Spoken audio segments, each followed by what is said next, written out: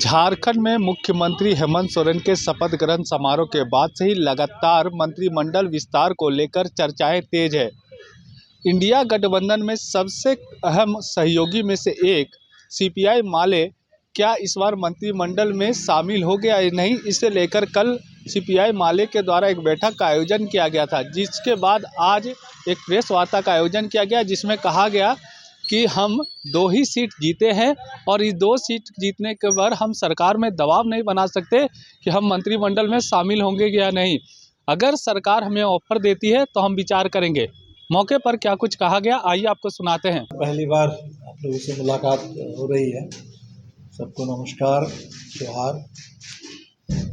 झारखंड का जो जनादेश आया तो सिर्फ झारखंड के लिए नहीं, पूरे देश के लिए मैं समझता हूँ कि बहुत महत्वपूर्ण और लोकतंत्र में भारत के भविष्य को लेकर, संविधान को लेकर के पूरे देश में अभी आशंका है। तो उन आशंकाओं को दूर करने में ये जनादेश काफ़ी मदद करेगा। लोगों का भरोसा देश में और झारखंड में ज़रूर इससे मजबूत होगा, क्योंकि हमने देखा कि भारतीय जनता पार्टी यहाँ सत्ता कब्जा करने के लिए जी तोड़ कोशिश कर रही थी और मकसद तो था कि झारखंड को कब्जा करके अदानी राज थोपा जाए झारखंड के ऊपर। लेकिन इसके लिए जो तरीका उन्होंने लिया था, पूरे झारखंड में झूठ और नफरत का सहारा लिया जा रहा था। वैसा चुनाव, इतना जहरीला चुनाव अभियान हमने तो कभी नहीं देखा था इससे पहले, और इसका जवाब झारखंड ने दिया। जो आदिवासी और मुस्लिम समुदाय के बीच में एक अविश्वास का माहौल पैदा करने की कोशिश हुई, उसका ज़बरदस्त जवाब एक एकता के ज़रिए लोगों ने दिया है।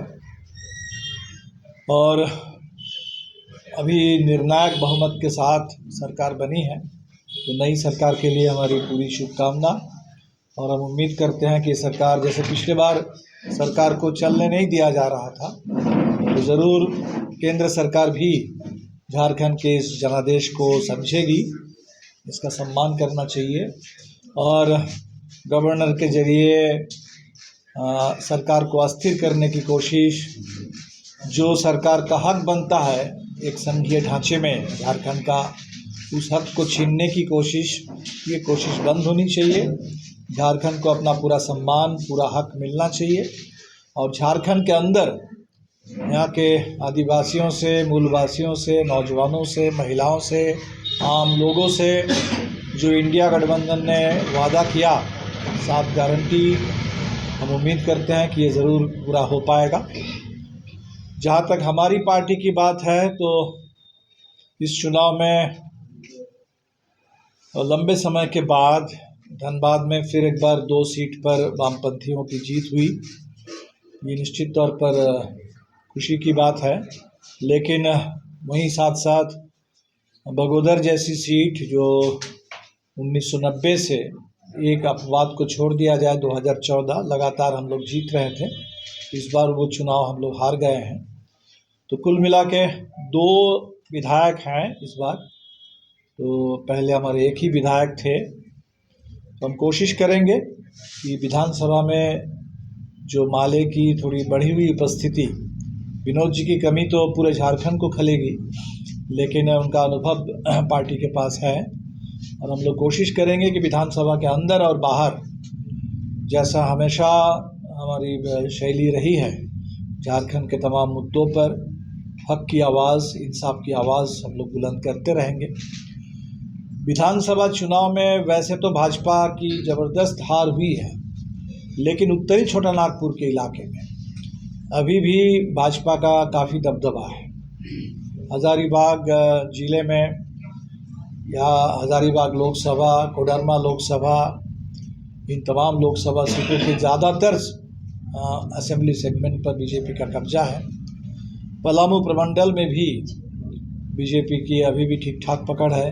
पूरे झारखंड के तमाम बड़े शहर, रांची से लेके धनबाद, जमशेदपुर, हज़ारीबाग, सभी लगभग बड़े शहरों पर भाजपा का कब्जा है और इसीलिए सिर्फ सत्ता में आने से रोकना नहीं, बल्कि भाजपा का जो राजनीति है उसकी जो झूठ और नफरत के पूरे लगातार उनका अभियान चलता रहता है, उस अभियान को कमज़ोर करना, उसको शिकस्त देना, समाज में भाजपा को और अलगाव में डालना, विचार के मोर्चे पर उसको पीछे धकेलना, ये ज़रूरी है और हमारे लिए ये प्राथमिकता है।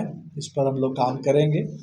अभी कुछ ही दिन पहले मासस और वाले के बीच में जो एकता बनी, तो अभी इसका पूरा एक सांगठनिक विस्तार होना है। राज्य सम्मेलन की ओर हमारी पार्टी बढ़ेगी। तो मोटे तौर पर इन्हीं विषयों को लेकर के कल साथियों से बातचीत हुई है और इस जो 2025 का साल होगा, कॉमरेड महेंद्र जी की शहादत के 20 साल पूरे हो रहे हैं। कॉमरेड गुरुदास चटर्जी की शहादत के 25 साल पूरे हो जाएंगे। बिरसा की जयंती 150 साल। झारखंड बने हुए अगले साल 25 साल पूरे हो जाएंगे। तो झारखंड के लिए और झारखंड के अंदर हमारी पार्टी और वामपंथी आंदोलन के लिए एक ऐतिहासिक मोड़ पर हम लोग हैं और पूरी कोशिश हम लोग करेंगे कि पार्टी और मजबूत हो, वामपंथी आंदोलन और तेज हो। जहाँ तक राष्ट्रीय परिस्थिति की बात है तो दो चार और महत्वपूर्ण मुद्दों पर हम दो चार बात रख लेते हैं। एक तो 26 नवंबर को संविधान पारित होने के 75 साल पूरे हुए और 26 जनवरी भारत के गणतंत्र की स्थापना के भी 75 साल पूरे हो जाएंगे।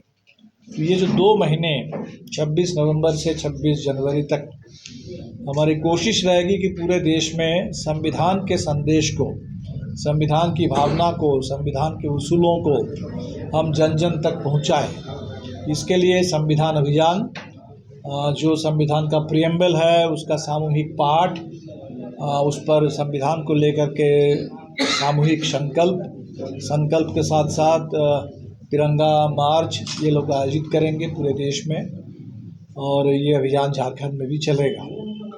जो अभी हमने देखा कि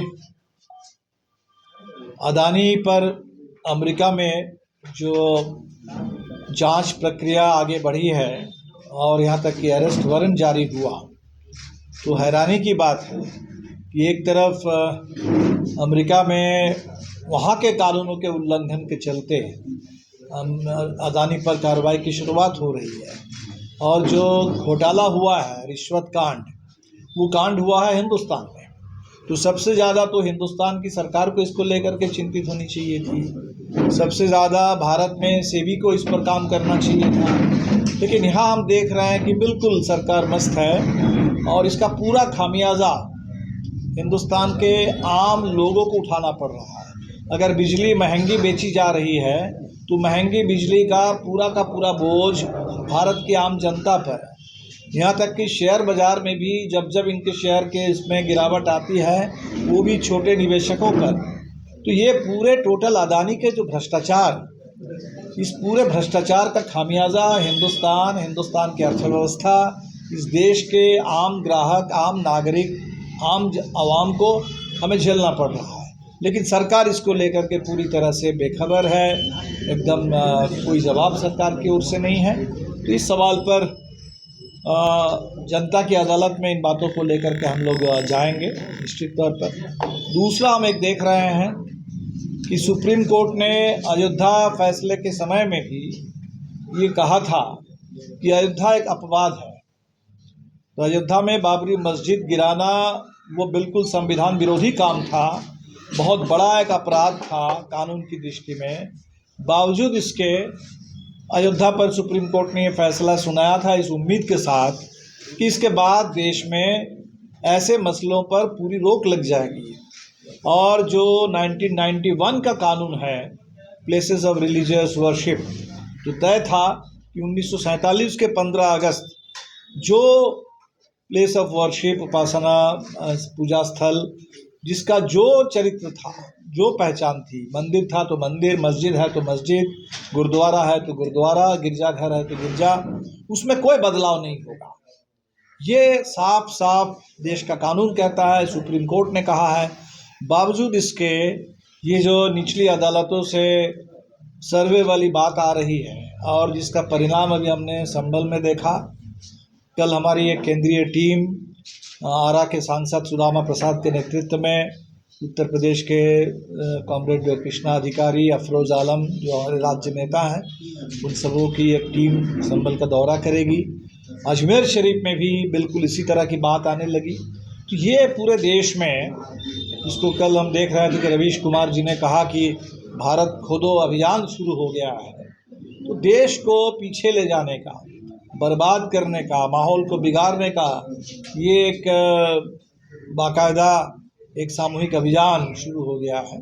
तो इस पर पूरे देश को गंभीरता से, शांत दिमाग से, शांति से काम लेना होगा और ऐसी पूरी कोशिश जो देश को बर्बाद करने वाली कोशिश है, जनता को बांटने वाली कोशिश है, पीछे ले जाने वाली कोशिश है, इन कोशिशों पर संपूर्ण रोक लगनी चाहिए। तो आप लोगों के माध्यम से हम पूरे तमाम जो लोग अमन पसंद लोग हैं, इंसाफ पसंद हिंदुस्तान के लोग हैं, जो विकास चाहते हैं, तरक्की चाहते हैं, कानून का राज चाहते हैं, सबसे हम अपील करेंगे कि इस तरीके के नफ़रत की मुहिम को कहीं से भी कोई प्रश्रय नहीं मिलना चाहिए, कहीं कोई मौका नहीं मिलना चाहिए, इस पर संपूर्ण रोक लगनी चाहिए। तो फिलहाल यही बात थी। अब आप लोग तो समझ सकते हैं कि भाई हमारे पास सिर्फ 2 विधायक हैं, तो 2 विधायक वाले दल भी जा कर के दबाव बनाए कि हमको भी मंत्रिमंडल में जगह चाहिए, ये हमें तो उचित लगता नहीं है। इसीलिए वहाँ जेएमएम है, कांग्रेस है, बाकी दल है, इसलिए माले की ओर से ऐसा कोई दबाव नहीं है। और हमने ये भी कहा कि सरकार की हम पूरी मदद करेंगे हर सही कदम के लिए, हर गारंटी पूरा करने के लिए। और जैसे हमने कहा कि सरकार तो एक मोर्चा है, लेकिन संघर्ष एक बहुत बड़ा मोर्चा है, समाज एक बहुत बड़ा दायरा है। तो उस समाज में गलत विचारों के खिलाफ, नफ़रत के खिलाफ, झूठ के खिलाफ, कॉरपोरेट लूट के खिलाफ आंदोलन को तेज करना, जनता को एकजुट करना, ये बड़ा काम है। और माले के लिए वो मेरे ख्याल से प्राथमिक मोर्चा है, प्राथमिकता वहाँ है और दोनों मिला करके हम देखते हैं। इसीलिए सरकार को हम समाज और संघर्ष से अलग करके नहीं देखते। मंत्रिमंडल का ऑफर भी नहीं आया था। ये तो आप लोग बेहतर जानते होंगे हमसे। नहीं, कल हमारी बात तो ऑन रिकॉर्ड की बात होनी चाहिए कि आपको आया है कि नहीं ऑफर। मेरी जानकारी में कोई ऐसा ऑफर नहीं है। अच्छा, अगर आता है सर अभी भी नहीं, हमने तो कहा है कि हमारे पास सिर्फ 2 विधायक हैं, हमें नहीं लगता है कि हमारे लिए अभी वो जिम्मेदारी संभालना इस तरह की ताकत अभी है नहीं। जिस दिन माले के पास वैसी ताकत हो जाएगी, हमारे पास भी 8-10 विधायक की टीम होगी, ज़रूर हम लोग उस जिम्मेदारी को भी सर, एक चीज़ जो लेफ्ट के बारे में देखा जा रहा है, जैसे बिहार में आप काफ़ी विधायक थे, बिहार में भी आप लोगों ने ये स्टैंड लिया। तो एक बात जो हम लोगों को दबे जुबान में दूसरी पार्टियों की तरफ से आया कि मालिक कहीं ना कहीं जिम्मेवारी लेने से बच रहे हैं, क्योंकि आप हम उसको कर रहे हैं लेकिन जिम्मेवारी नहीं लेंगे, क्योंकि अगर आप मंत्री बनेंगे तो ज़्यादा अच्छा सर्व कर सकते हैं। तो ये सरकार से दूर रहने वाली क्या बात है? ये कोई सरकार से दूर रहने वाली और जिम्मेदारी से भागने वाली बात बिल्कुल नहीं है। जिम्मेदारी को जो लोग सिर्फ ये समझते हैं कि हमको जा कर के कोई एक मंत्रालय लेकर के संभालना चाहिए, हम इतने सीमित दायरे में उसको नहीं समझते हैं। हम व्यापक समग्रता में इसको समझते हैं कि हमारी जिम्मेदारी है संविधान और लोकतंत्र को मजबूत बनाना। हमारी जिम्मेदारी है झारखंड की जनता की जो उम्मीद है, उन उम्मीदों पर खड़ा उतरना और उनके हक की लड़ाई को आगे बढ़ाना। इस काम को हम लोग करते रहेंगे। उसमें सरकार एक मोर्चा है, जब मौका मिलेगा तो सरकार के माध्यम से भी उस काम को आगे बढ़ाएंगे, और जब तक वो स्थिति नहीं है तब तक दूसरे तरीके से और सरकार के साथ सहयोग, सरकार के साथ बल्कि एक संवाद स्थापित करने का हम जन आंदोलन की पार्टी है। तो जनता के आंदोलन, जनता की उम्मीद और सरकार, इसके बीच में और बेहतर संवाद हो, इस संवाद के लिए हम उसमें सेतु का काम करेंगे। माले के जो 2 मूल नेता थे दोनों हार गए, मासस के जो 2 मूल दोनों जीत गए। तो मूल तो हमें पहली बात तो अब मासस नहीं है, मासस माले है। हाँ, लेकिन वो मासस प्रकार से पहली बात हम ये कह रहे हैं कि जब मासस में थे तब जीते नहीं थे, तब 2 सीट नहीं जीते थे। माले में शामिल हुए, बड़ी एकता बनी, इंडिया गठबंधन का भी पूरा समर्थन मिला, हम दोनों जीते हैं। इसीलिए हम तो इस रूप में देखते हैं कि हमारे 4 उम्मीदवार थे, और ये अफसोस की बात है कि वहाँ एक सीट पर जेएमएम ने भी अपना उम्मीदवार वहाँ रख दिया था और उसके चलते संपूर्ण तालमेल नहीं हो पाया। तो 4 तो गठबंधन के हिसाब से कहिए तो 3 में 2, 3 में 3 अगर होता, 100% स्ट्राइक रेट हो जाता तो और अच्छा बेहतर रिजल्ट होता। वो हुआ नहीं। चुनाव में हार जीत रहती है और बगोदर में जो भी हार हुई है उसको अगले चुनाव में हम लोग जीत में तब्दील करेंगे और बगोदर की जनता से और घनिष्ठ रिश्ते उसको निभाते हुए हम लोग। सर एक छोटा सा एक लाइन में क्लैरिटी कर दीजिए ताकि कोई कंफ्यूजन ना रहे कि इवन इफ सरकार आपको अगर बोलती है कि आप ज्वाइन करें, आप 2 विधायकों के साथ ज्वाइन नहीं करना चाहते हैं।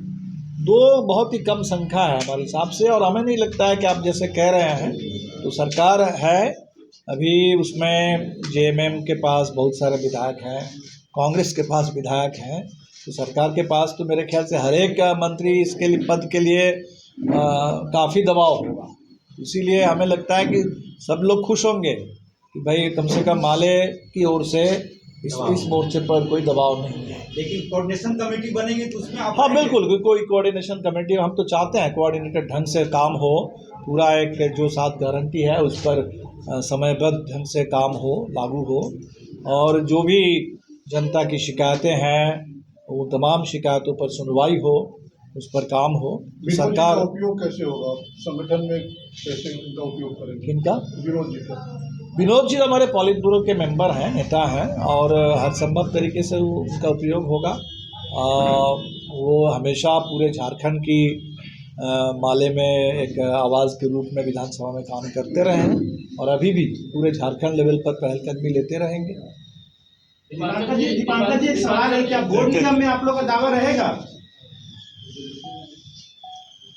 अभी हम लोग देखेंगे उस पर। मान लीजिए हमने कहा कि दावा, देखिए हम लोग तो चुनाव में था, चुनाव में भी सबसे कम सीटें माले को ही मिली लड़ने के लिए। कायदे से तो और ज़्यादा सीट अगर माले को मिलती तो हमें लगता है कि थोड़ा और बेहतर चुनाव परिणाम भी हो सकता था उत्तरी छोटानागपुर के इलाके में। इसीलिए इसको लेकर के कोई दावा जताने वाली बात नहीं है, जिम्मेदारी पूरा करने वाली बात है और जो भी सामूहिक ढंग से तय होगा तो हमारे साथी उसको निभाएंगे। सर, देश का जो मूल मुद्दा है, क्या उस पर ध्यान भटकाने को लेके ये मंदिर मस्जिद का मुद्दा देश में उछाला जा रहा है? आपको लगता है सर? नहीं, निश्चित तौर पर पूरे देश में इस समय जो बेरोजगारी है, जो आर्थिक संकट है, जो महंगाई है, लोगों के लिए जीना दूभर है इस समय। और वहीं आप देखेंगे कि चुनाव में क्या मुद्दा। अब झारखंड को ही लीजिए, अगर बीजेपी के हिसाब से झारखंड की जनता चलती तो झारखंड के चुनाव का मुद्दा क्या होता? बांग्लादेश बांग्लादेश बांग्लादेश कर रहे थे।